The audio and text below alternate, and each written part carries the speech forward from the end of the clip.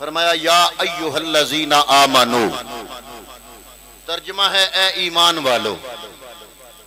اور قرآن میں جب یا ایھا الذین آمنو کا لفظ آ جاتا ہے تو اس سے مراد ہم جتنے مسلمان ہیں رب کائنات سب کو مخاطب کرتا ہے، اور بڑا خوبصورت نام ہے جو رب نے ہمیں قرآن میں دیا۔ جب بھی آپ قرآن کی تلاوت کرتے ان لفظوں پہ پہنچیں تو رک کے اللہ کا شکر ضرور ادا کریں کہ رب کائنات تیرا کروڑا شکر ہے، تو نے ہمیں ایمان کی دولت دی۔ یا ایھا الذین آمنو پڑھ کے لگ رہا ہے کہ میرا رب مجھ سے بات کر رہا ہے، تو یہ یا ایھا الذین آمنو کہہ کے اللہ تعالی ہم سب کو مخاطب کر رہا ہے۔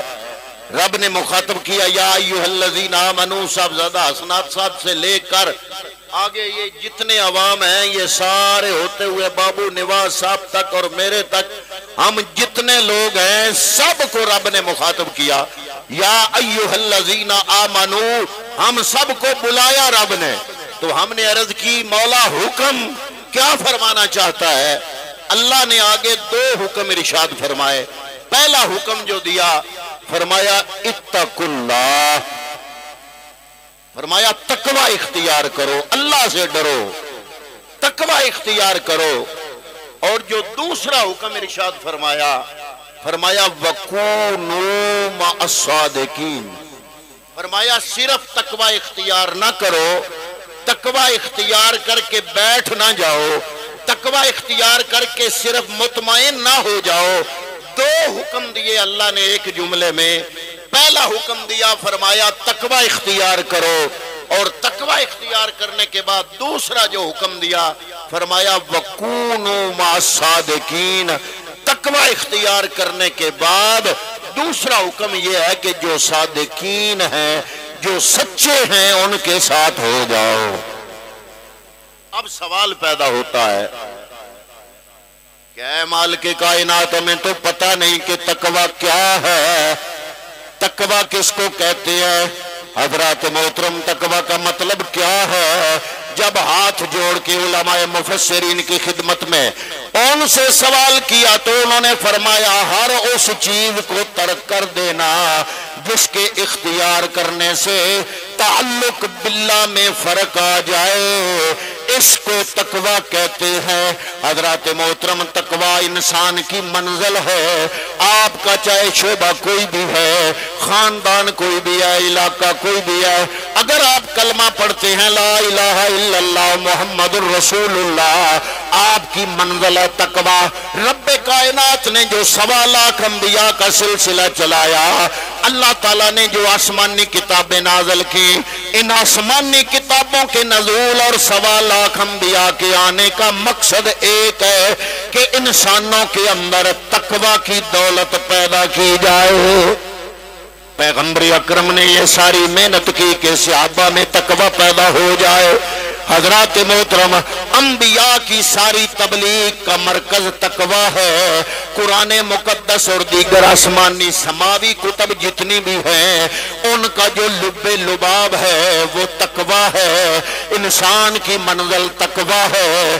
ابو بکر اگر تقوی اختیار نہ کرتے صدیق اکبر نہ بنتے، عمر اگر تقوی اختیار نہ کرتے فاروق اعظم نہ بنتے، عثمان اگر تقوی اختیار نہ کرتے تو ذوالنورین نہ بنتے، حضرت علی المرتضی اگر تقوی اختیار نہ کرتے تو اولیاء کاملین کے سردار نہ بنتے، عبد القادر جیلانی کو کوئی غوث اعظم نہ کہتا اگر تقوی اختیار نہ کرتے، حضرت علی حجویری کو کوئی بھی داتا علی حجویری نہ کہتا اگر آپ تقوی اختیار نہ کرتے۔